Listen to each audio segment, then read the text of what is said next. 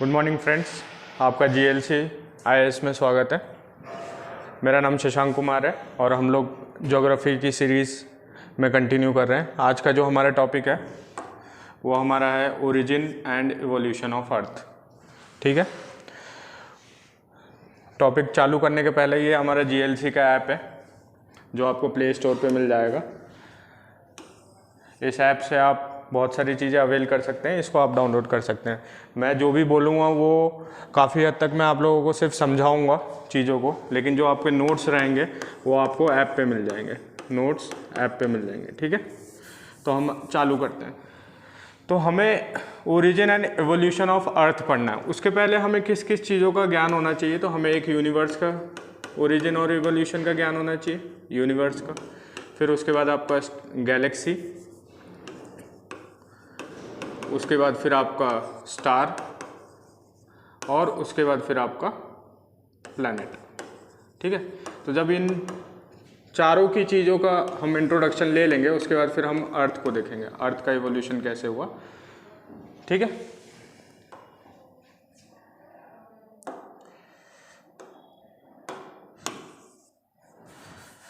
तो सबसे पहले हम यूनिवर्स का चालू करते हैं।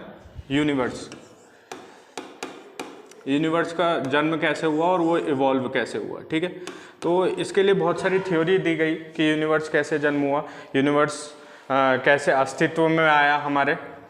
तो उसकी एक सबसे जो बोल सकते हैं पॉपुलर थ्योरी और जो मोस्ट एक्सेप्टेड थ्योरी है वो है big bang theory. Big bang theory. अब मैं पहले ये बता देता हूँ ये थ्योरी कहती क्या है, उसके बाद फिर ये किसने दी थी। पहले ये जान लीजिए कि ये दी किसने थी। तो फादर ऑफ बीबीटी बोले जाते हैं, father of big bang theory. इनका नाम था जियोर्जिस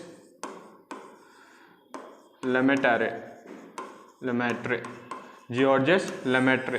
ठीक है, तो फादर ऑफ बीबीटी किसको बोला जाता है? जियोर्जिस लेमेट्रे को। अब ये थ्योरी कहती क्या है, बिग बैंग थ्योरी एक्चुअल में कहती क्या है? ठीक है, तो इसका मानना ये है कि हमारा यूनिवर्स जो था वो पहले एक सिंगुलर एटम के फॉर्म में था। सिंगुलर, पहले यूनिवर्स जैसा आज के डेट में यूनिवर्स दिखता है वैसा यूनिवर्स नहीं था। पहले क्या था, जब शुरुआत में कुछ नहीं था तो पहले था सिंगुलर एटम, इसको हम बोलते हैं सिंगुलर एटम। ठीक है, फिर एक एक्सप्लोजन हुआ। ये एक्सप्लोजन कब हुआ? तो 13.6 बिलियन ईयर्स पहले हुआ। ठीक है, इसी एक्सप्लोजन को हम बोलते हैं बिग बैंग थ्योरी। जब ये छोटा सा एटम जब ये फूटा तो इसको हम क्या बोलेंगे? बिग बैंग का इवेंट बोलेंगे। This event is called as big bang event. ठीक है, इस इवेंट के टाइम ये जो छोटा सा मॉलिक्यूल था जिसको हमने सिंगुलर एटम बोला, या इसी थ्योरी को हम सिंगुलैरिटी भी बोलते हैं, सिंगुलैरिटी। ठीक है, तो ये इसके बारे में थोड़ी प्रॉपर्टी जान लीजिए कि ये बहुत ही, इसका जो वॉल्यूम है वो बहुत कम था, वॉल्यूम नेग्लिजिबल था इसका। ठीक है, डेंस मास बहुत ज़्यादा था। ठीक है, तो जब ये फूटा तो इसके जो पार्टिकल्स थे वो पूरे ब्रह्मांड में, पूरा जो स्पेस था, स्पेस को कवर करने लग गया। ठीक है, ये स्पेस को कवर किया, इसने स्पेस क्रिएट भी किया और स्पेस को कवर भी कर रहा है। ठीक है, तो ये जब फूटा तो इसके जो मटेरियल्स थे वो ऐसे फॉर्म में बने। ठीक है, ये ऐसे फॉर्म में बने, इसमें मटेरियल्स थे। ये मेनली काहे के मटेरियल्स थे? तो हाइड्रोजन प्लस हीलियम के मटेरियल्स थे, वेपर फॉर्म में थे ये, हाइड्रोजन प्लस हीलियम के। ठीक है, इनको हमने बोला नेबुलर क्लाउड। ठीक है, तो इन क्लाउड्स को हम क्या बोलेंगे? नेबुला। तो मैं फिर से रिपीट कर देता हूँ, यूनिवर्स की हम ओरिजिन पढ़ रहे हैं और उसमें बिग बैंग थ्योरी का कंट्रीब्यूशन पढ़ रहे हैं। बिग बैंग थ्योरी ने बोला क्या, हमने ये पढ़ लिया कि उन father of big bang theory किसको बोला जाता है? तो जियोर्जिस लेमेट्रे को बोला जाता है। हमने ये पढ़ा कि बिग बैंग थ्योरी बोलता क्या है, तो एक सिंगुलर एटम था जो कि बिग बैंग इवेंट के टाइम 13.7 बिलियन ईयर्स पहले, 13.7 बिलियन ईयर्स, 13.6 या 13.7 बिलियन ईयर्स पहले ये फूटा। It exploded into what? Nebular clouds. Nebular cloud से, ठीक है। तो ये ओरिजिन ऑफ यूनिवर्स का एक थ्योरी है। लेकिन इसके विपरीत एक और थ्योरी है जिसको हम स्टेडी स्टेट थ्योरी बोलते हैं, स्टेडी स्टेट थ्योरी, ठीक है। ये जो बिग बैंग थ्योरी है इसको हम एक्सपैंडिंग यूनिवर्स थ्योरी भी बोलते हैं, expanding universe theory, expanding universe theory. ये क्यों इसको एक्सपैंडिंग यूनिवर्स थ्योरी बोलते हैं, क्योंकि इसमें आपको सीधे दिख रहा होगा कि ये जो सिंगुलर एटम है ये जब फूटा तो ये एक्सपैंड कर रहा है, ये यूनिवर्स को एक्सपैंड कर रहा है। इसका मतलब क्या हुआ कि इसको हम एक्सपेंडिंग यूनिवर्स थ्योरी भी बोल सकते हैं। लेकिन स्टेडी स्टेट थ्योरी किसने दी थी, तो होयले ने दी थी, होयले, HOYLE, होयले ने ये थ्योरी दी थी। और इस थ्योरी का मानना था कि ऐसा कुछ भी नहीं हुआ। सिंपल सी बात है, जो यूनिवर्स आज हमको दिख रहा है, जितना बड़ा यूनिवर्स हमको आज दिख रहा है, जिसमें हमारी गैलेक्सीज होती हैं, स्टार्स होते हैं, प्लैनेट्स होते हैं, वो वैसे के वैसे 13.7 बिलियन ईयर्स या उसके पहले भी वैसे का वैसा ही स्टेट था। ऐसा कुछ नहीं हुआ कि ये बिग बैंग हुआ, मतलब कि एक्सपैंड नहीं कर रहा, वो सेम ऐसा का ऐसा ही था और आज भी वैसा ही है। लेकिन ये theory most of the scientist reject करते हैं, ये थ्योरी को रिजेक्ट करते हैं, ठीक है। जो मोस्ट एक्सेप्टेड थ्योरी है यूनिवर्स की ओरिजिन की वो है बिग बैंग थ्योरी, ठीक है। तो हमने यहाँ तक पढ़ लिया। अब एक और चीज़ देख लीजिए इसमें कि ये अगर आपका यूनिवर्स है, ठीक है, ये अगर यूनिवर्स है तो यूनिवर्स के बाद जो चीज़ आती है वो आती है गैलेक्सी, ठीक है। गैलेक्सी G1, मान लीजिए इस यूनिवर्स में बहुत सारी गैलेक्सी होती है, G2 फिर G3, ऐसे गैलेक्सीज होती हैं, ठीक है। इन गैलेक्सीज के अंदर क्या होता है, स्टार होता है, S1, S2, S3, S4। Similarly इसका खुद का होगा S1, S2, S3। अब ये जो स्टार है इसी के अंदर फिर आपका एक स्टार होगा और इसके बाकी के जो प्लैनेट्स होंगे, इसके जो आसपास जो रिवॉल्व कर रहे हैं ये प्लैनेट्स रिवॉल्व कर रहे हैं। तो सिंपल सी बात ये है कि एक यूनिवर्स है और बहुत सारे, एक यूनिवर्स के अंदर बहुत सारी गैलेक्सीज होती हैं और एक गैलेक्सीज के अंदर बहुत सारे स्टार होते हैं और एक स्टार के अंदर बहुत सारे प्लैनेट होते हैं, एस्टेरॉइड होते हैं, कॉमेट्स होते हैं या डिफरेंट मटेरियल्स होते हैं, ठीक है। तो इतना समझ में आ गया। अब आगे बढ़ते हैं। इसका हमने यूनिवर्स की थ्योरी पढ़ ली कि कैसे हुआ।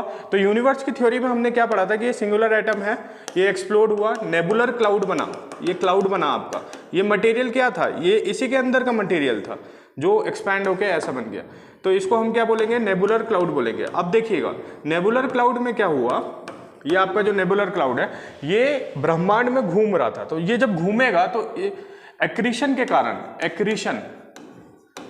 एक्रीशन के कारण क्या होगा कि इसके जो कोर है, कोर में इसका मटेरियल आने लग जाएगा, जो सॉलिड मटेरियल है वो कोर में जमा होने लग जाएगा एक्रीशन एंड कंडेंसेशन के कारण, एक्रीशन एंड कंडेंसेशन, ठीक है।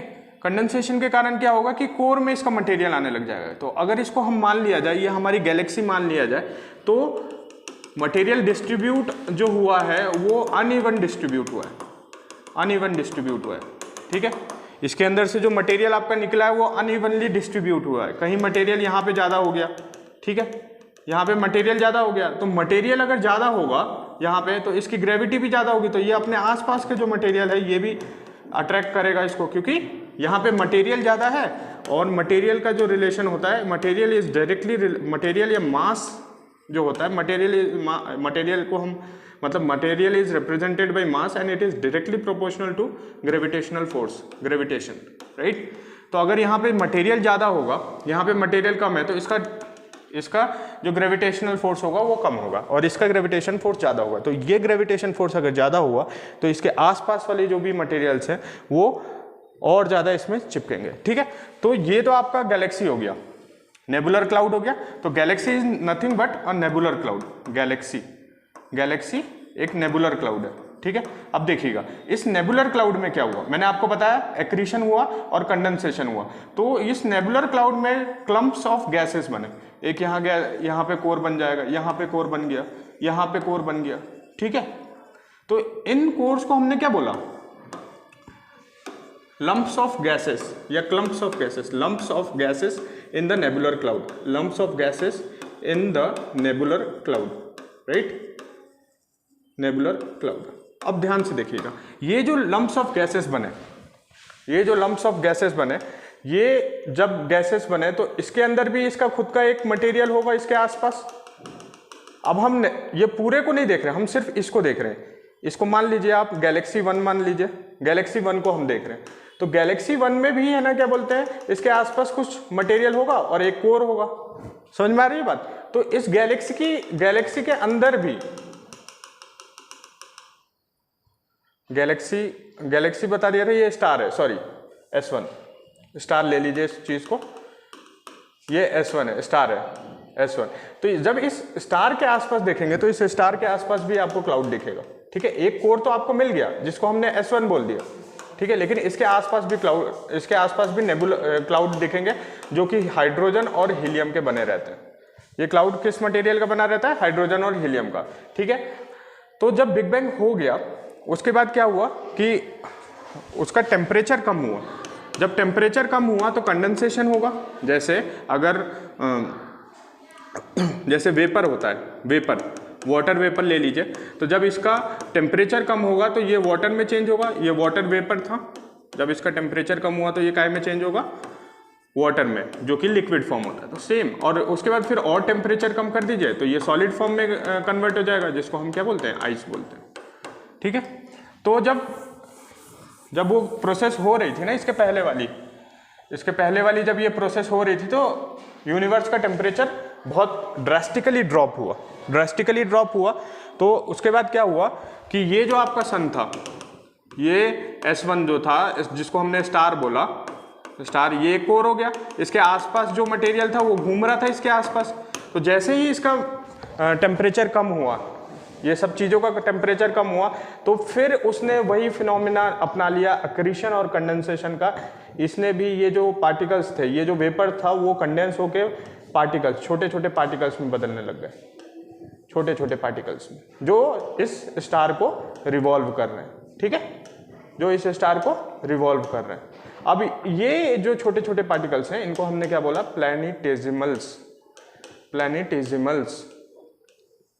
ठीक है, प्लैनेटेजिमल्स बोला।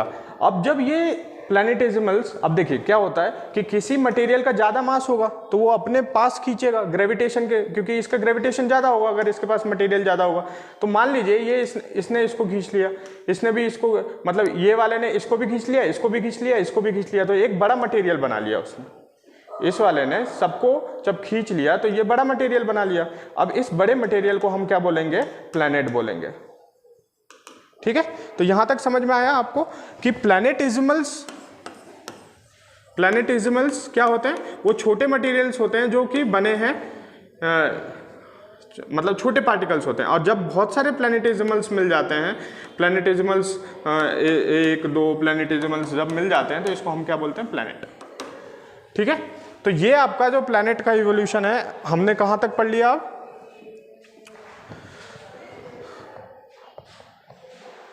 हमने यूनिवर्स पढ़ लिया, यूनिवर्स कैसे आया, उसके बाद फिर इसके बाद गैलेक्सी कैसे फॉर्म हुई, नेबुलर क्लाउड के थ्रू फॉर्म हुई, गैलेक्सी नेबुलर क्लाउड के थ्रू फॉर्म हुई। फिर गैलेक्सी के बाद स्टार फॉर्म हुए, ठीक है। स्टार के बाद फिर आपका प्लैनेटेजिमल्स उसमें फॉर्म हुए, प्लैनेटेजिमल्स, ये स्टार हुए, इसके बाद फिर ये प्लैनेटेजिमल्स हुए, प्लैनेटेजिमल्स, और उसके बाद फिर अल्टीमेटली आपका प्लैनेट हो गया, ठीक है। तो आप ध्यान से देखिएगा, तो ये जो स्टार है हमारे सोलर सिस्टम का स्टार सन है, जिसको हम सन बोलते हैं, ठीक है। और ये प्लैनेट की जगह आप अर्थ ले लीजिए, ठीक है। तो सेम यही अर्थ का ओरिजिन और इवोल्यूशन हुआ, ऐसे ही हुआ, ठीक है। तो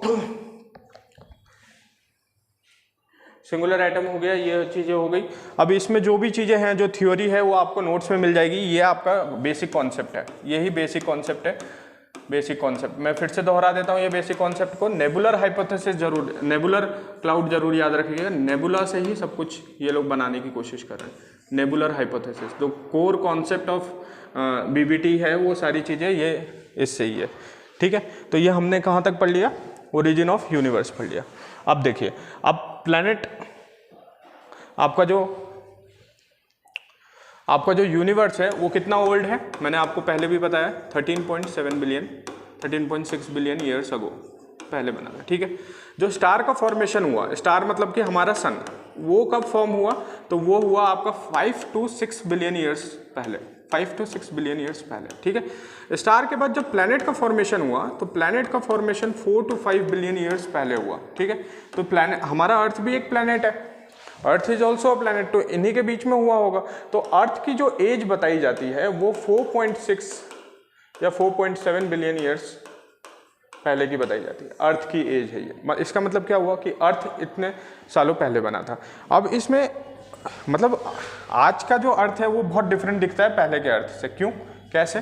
तो ये अगर आपका सन है, ये अगर आपका सन है तो यहाँ पे मर्क्यूरी, वेनस, अर्थ, मार्स, इसके बाद फिर ये आपका एस्टेरॉयड बेल्ट आ जाता है। एस्टेरॉयड मैंने आपको बताया था कि अगर ये क्लाउड बन रहा है, ये क्लाउड है आपका, यहाँ पे आपका अगर सन है तो इसके आसपास बहुत सारे डस्ट पार्टिकल्स भी होंगे, प्लैनेट्स भी होंगे, प्लैनेटिज्मल्स भी होंगे, डस्ट पार्टिकल्स होंगे, आइस पार्टिकल्स होंगे। तो इन्हीं dust particles plus ice particles को हम क्या बोलते हैं? एस्टेरॉयड, एस्टेरॉयड बेल्ट, ठीक है। तो इस बेल्ट में क्या मिलेगा आपको? डस्ट पार्टिकल्स मिलेंगे, आइस पार्टिकल्स मिलेंगे। तो ये सारी चीज़ें जो कि बाद में जाके एक्रीशन और कंडेंसेशन से क्या पता बाद में जाके वो प्लैनेट्स बन सके या प्लैनेटिज्मल्स बन सके, ठीक है। तो ये आपका क्या हो गया? मरकरी, ये क्या हो गया? वीनस, ये क्या हो गया? अर्थ, और ये हो गया आपका मार्स। तो इन चारों प्लैनेट को हम क्या बोलते हैं? टेरेस्ट्रियल प्लैनेट, टेरेस्ट्रियल प्लैनेट, ठीक है। और इसके जो आगे वाला है, जैसे जुपिटर हो गया, सैटर्न हो गया, जुपिटर, सैटर्न, नेपच्यून, यूरेनस, ये जो सारे प्लैनेट्स है इसको हम बोलते हैं Jovian planet, Jovian planet. Gaseous, जिसको हम क्या बोलते हैं? गैशियस प्लैनेट भी बोलते हैं, गैशियस प्लैनेट, ठीक है। तो मैं आपको ये बताना चाह रहा हूं कि ये अगर आप अर्थ की पोजीशन देखिएगा सन से, तो ये काफ़ी मतलब इन सब जो आउटर प्लैनेट होते हैं जिनको हम जोवियन प्लैनेट बोलते हैं, जो एस्ट्रॉयड बेल्ट के उस साइड होते हैं, उनसे काफ़ी पास में है। तो यहाँ पे जो सनरेज हैं इसकी, सबसे पहले जब अर्थ बना, कोई भी प्लैनेट बना, वो प्लैनेट कैसे बना? ये सन था, ये सन था, इसके आसपास जो भी मटेरियल था वो अर्थ प्लैनेट में कन्वर्ट हुआ। जब ये प्लैनेट हुआ तो जब ये प्लैनेट, इसको मान लीजिए एक प्लैनेट है, तो इसके आसपास भी सेम ऐसा ही कोई एटमॉस्फेयर हुआ होगा, हाइड्रोजन और हीलियम का, हाइड्रोजन प्लस हीलियम का कोई एटमॉस्फेयर हुआ होगा। लेकिन आज अगर अपन देखते हैं अर्थ को, तो हमारे जो एटमॉस्फेयर है उसमें इसकी मात्रा बहुत कम पाई जाती है। हमारे अर्थ में कौन सी मात्रा पाई जाती है? कार्बन डाइऑक्साइड की, और उससे ज़्यादा ऑक्सीजन की मात्रा पाई जाती है। नाइट्रोजन भी हो गया, नाइट्रोजन की मात्रा कार्बन डाइऑक्साइड से ज़्यादा पाई जाती है। नाइट्रोजन की सबसे ज़्यादा पाई जाती है, इनफैक्ट 78% के आसपास, और ये 27 के आसपास पाई जाती है ऑक्सीजन की मात्रा, ठीक है। तो ये कैसे आया? अभी मतलब अगर शुरुआत में देखा जाए तो हाइड्रोजन और हीलियम का एटमॉस्फेयर था, लेकिन आज की डेट में हमारा क्या है? आज का जो एटमॉस्फेयर कंपोजिशन है उसमें नाइट्रोजन सबसे ज़्यादा है, उसके बाद फिर ऑक्सीजन है, और उसके बाद फिर आपका ट्रेस गैसेस आ जाते हैं बहुत सारे, ठीक है, जिसमें आप ले लीजिए कार्बन डाइऑक्साइड ले लीजिए, ये सब ट्रेस गैसेस हैं, ठीक है। तो ये कैसे हुआ, हम आज तक कैसे आए? तो मान लीजिए ये आपका अर्थ था, ठीक है, ये क्या हुआ? अर्थ हुआ। तो उस टाइम क्या था? इसमें इसका टेम्परेचर बहुत ज़्यादा था, टेम्परेचर बहुत ज़्यादा था, और इसके आसपास कौन सा एनवायरनमेंट था? हाइड्रोजन और हीलियम का एटमॉस्फेयर था, ठीक है, हाइड्रोजन और हीलियम का। तो सन के पास है, जो मैंने आपको एस्ट्रॉयड बेल्ट के जो इधर वाले जो चार बताए हैं, सबके साथ यही फिनोमिना हुआ है, ठीक है। तो जब सन से जब सोलर विंड आई, तो ये जो सारा जो मटेरियल था हाइड्रोजन और हीलियम का, ये जो सारा मटेरियल था हाइड्रोजन और helium, due to solar winds ये उड़ गए। सिंपल सा वर्ड है इसका, मतलब सिंपली आप समझो कि ये सब हट गया। तो अब अर्थ के पास ये हाइड्रोजन और हीलियम वाला जो लेयर था ना, ये नहीं बचा। क्यों नहीं बचा? ड्यू टू सोलर विंड्स, ठीक है, ड्यू टू सोलर विंड्स ये हाइड्रोजन और हीलियम का नहीं बचा, ठीक है। अब आप ध्यान से देखिएगा, अब ये अर्थ के अंदर जो मटेरियल्स थे, जैसे निकल हो गया या आयरन हो गया, तो ये मटेरियल्स क्या थे? सॉलिड फॉर्म में थे, लेकिन उस टाइम टेम्परेचर बहुत ज़्यादा था। तो टेम्परेचर बहुत ज़्यादा था तो ये मतलब लिक्विड में बदलते और गैस बाहर निकाल रहे थे, ठीक है, जिस प्रोसेस को हम क्या बोलते हैं? डीगैसिंग, ठीक है। तो आज का जो एटमॉस्फेयर और डीगैसिंग, यहाँ पे गैस बाहर निकाले, इसका एक अपना खुद का एटमॉस्फेयर बना लिया अर्थ ने डीगैसिंग की वजह से, क्योंकि अंदर से विद इन दी अर्थ ये गैसेस निकल रहे हैं और इसने अपना एक खुद का एटमॉस्फेयर बना लिया, ठीक है, डीगैसिंग के प्रोसेस से।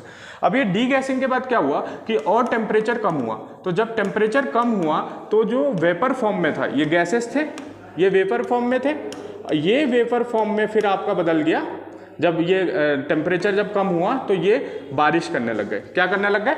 ये वेपर फॉर्म बारिश करने लगे, लिक्विड फॉर्म में आ गए। तो इस तरह आपका जो मतलब लाखों साल तक, हजारों लाखों साल तक धरती पे कंटिन्यूअस बारिश होती रही, कंटिन्यूअस बारिश होती रही इसमें, ठीक है। तो इन बारिश की वजह से क्या बन गया आपका, जो ये वाटर जो है आज के धरती पे जो वाटर आप देखते हैं वो इसी प्रोसेस की वजह से बना हुआ है, ठीक है। डीगैसिंग हुआ, डीगैसिंग मतलब जो अंदर वाला जो गैस था, अर्थ के अंदर वाला जो गैस था वो बाहर निकला, वो वेपर में था, वेपर फॉर्म में था, टेम्परेचर कम हुआ, टेम्परेचर कम होने के बाद क्या हुआ कि वो टेम्परेचर कम होने के बाद क्या हुआ, वो कंडेंसेट हुआ, और कंडेंसेट किस फॉर्म में हुआ? वाटर वेपर के फॉर्म में हुआ, ठीक है। और फिर ये वाटर वेपर में कार्बन डाइऑक्साइड मिला हुआ था, ठीक है, कार्बन डाइऑक्साइड मिला हुआ था।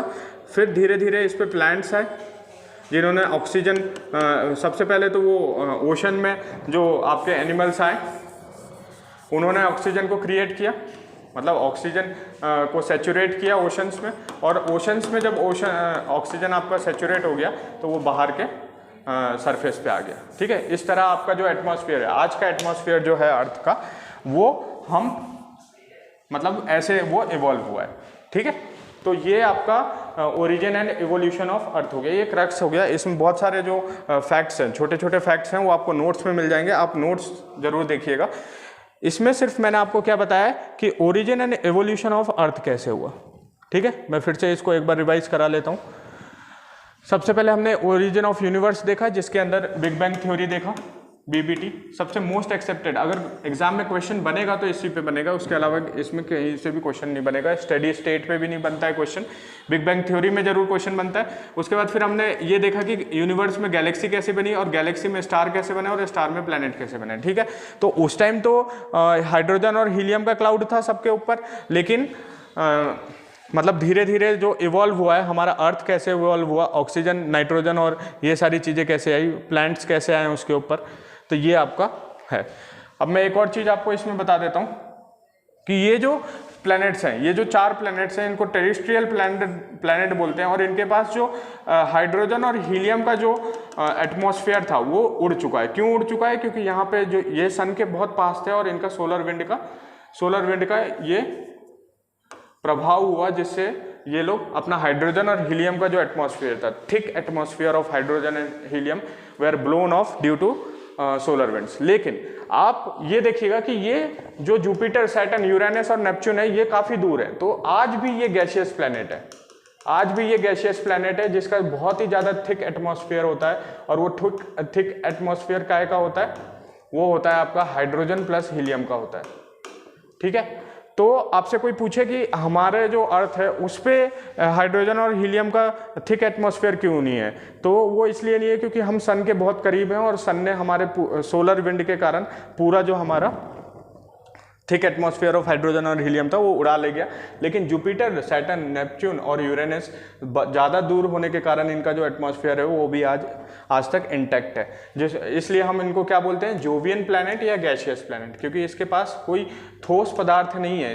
इसका जो एटमॉस्फेयर है, सब कुछ जो चीज़ें हैं वो आपका गैसेस के फॉर्म में, ठीक है। तो ये आज के लिए हम इतना ही रखते हैं। इसमें हमने origin and evolution of earth पढ़ लिया, जिसमें एक थ्योरी होती है बिग बैंग थ्योरी, उसको आप जरूर याद रखिएगा। बस इतना सा। एक बार मैं छोटा सा आपको मून वाला टॉपिक भी पढ़ा देता हूँ, ठीक है। तो ये आपका अर्थ हो गया, इसके आस ये जो मून होता है, मून इसका सैटेलाइट है, ठीक है, क्योंकि मून इसको रिवॉल्व करता है, अर्थ को रिवॉल्व करता है, ठीक है। तो इसमें 2 थ्योरी आई। एक थ्योरी आई डम्ब बेल शेप की थ्योरी, डम्बेल शेप थ्योरी। आपने जिम करते समय देखा होगा डम्बेल शेप थ्योरी।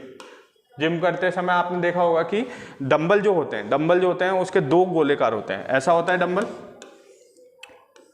ऐसा डंबल होता है, ठीक है। तो ये थ्योरी यही कहती है, ये थ्योरी ये कहती है कि अर्थ और मून एक डंबल शेप में थे पहले, ठीक है, फिर ये टूट गया और यहाँ पे ये इसको रोटेट करने लगे, ठीक है। तो डंबल शेप थ्योरी किसके लिए यूज की जाती है? ओरिजिन ऑफ, मतलब कि मून के रिस्पेक्ट में, with respect to moon, with respect to moon, ठीक है। और एक थ्योरी इसमें रहती है मून वाले में, big splat theory, big splat theory. ये थ्योरी क्या कहती है कि एक, ये बिग स्प्लैट थ्योरी अपन दूसरे स्लाइड पे देख लेते हैं, कौन सी थ्योरी पढ़ रहे हैं? Big splat theory. और ये थ्योरी किसके रिस्पेक्ट में है? मून के रिस्पेक्ट में, ठीक है। तो इस थ्योरी को ध्यान से देखिएगा, ये आपका अर्थ है, ठीक है। तो ये थ्योरी ये कहती है कि यहाँ से कोई ऐसी बॉडी आई, वो भी बहुत बड़ा था, प्लैनेट अर्थ से 3 to 4 टाइम्स बड़ा था, ठीक है। तो जब ये यहाँ से पास हो रहा था तो इसने इसको टकराया, इसको क्या हुआ? ये दोनों टकराए, तो यहाँ का जो मटेरियल था, यहाँ का जो मटेरियल था वो टूट के और फिर इसी को रिवॉल्व करने लग गया। तो इसी मटेरियल को जो टूटा था ना, ये मटेरियल, इसी को हमने मून बोला। ये बिग स्प्लैट थ्योरी बोलती है और ये मोस्ट एक्सेप्टेड थ्योरी रहती है अभी के टाइम में, मोस्ट एक्सेप्टेड थ्योरी। तो मैं फिर से बता देता हूँ ये क्या चीज़ है, ये क्या चीज़ है? ये अर्थ है और इसके पास में आपका ये बहुत बड़ा एक प्लेनेट आया, इसके पास में इससे टकराया और ये जो मटेरियल है इससे जो निकला उसको हम क्या बोलेंगे? मून बोलेंगे, ठीक है। अब ये